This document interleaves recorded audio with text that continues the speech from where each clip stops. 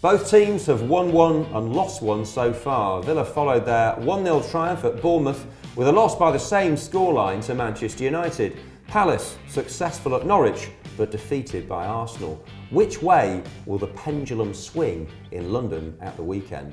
Froggy, how do you see this one? Tough game. Selhurst Park's notoriously tough to go down to, and as any of the away fans know, one of the best atmospheres in the Premier League. It's raucous down there. They make it a real party atmosphere from the moment they get there, and that helps give the team a lift. I think because there's no expectation on the players there in terms of achieving anything, the fans have turned it into this big party atmosphere that they've kept going for a couple of seasons now.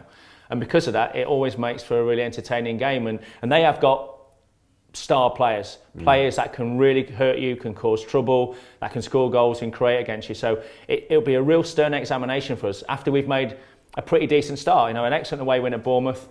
We weren't in any way stretch outplayed by Man United, although we didn't really hurt them enough in the opposite direction. But there was enough signs there from our new boys to make me think actually we've bought some quality signings during the summer months, and there's more boys to come in as well as that. So you've seen a few signs from the signings, as it were, that they are gelling, which bodes well, doesn't it, for the rest of the campaign? The gelling thing, Jack, will come over a period of time. The quality of the players, which for me shone through straight away. I'm Harvey.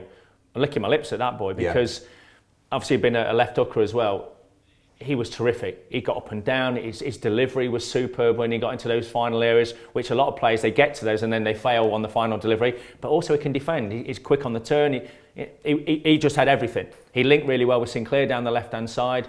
Garner, again, loved him because you know, against a real tough examination playing against that Man United midfield. There's some top players in there he was playing against, but he always wanted the ball. He was moving all over the pitch, wanted to be involved, never shirked responsibility, never hid away, came all over the place. AU showed touches.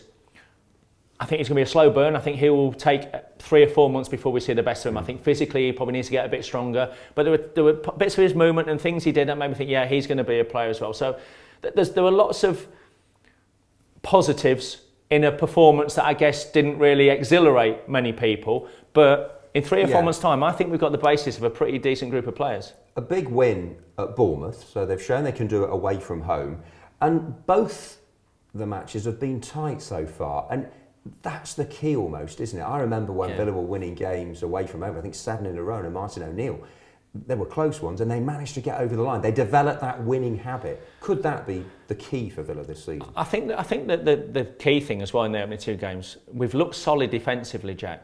I think the skipper's been important to that because he's another way I haven't mentioned him. I think he's been really good the first 2 games, the skipper. Big, strong leader, powerful, communicates with his back 4, which I don't think we've particularly had a lot of over the last 2 or 3 seasons, but he communicates really well with him. He pulls people in.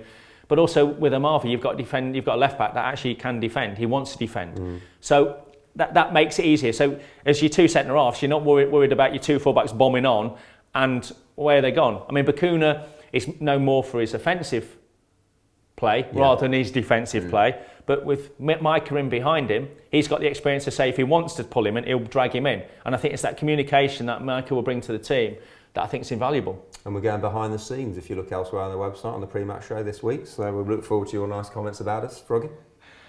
About everybody else? Oh, about you. Sorry, no. Everyone else I've said nice things about, but you'll have to wait what you're in store for. Okay, fair enough. Great shirt, by the way. Much more analysis over on AVTV. Ken McNaught with me for commentary on Saturday. We'll be catching up with Ian Taylor at the stadium before the game as well. Here's to a repeat of last season's win at Selhurst Park.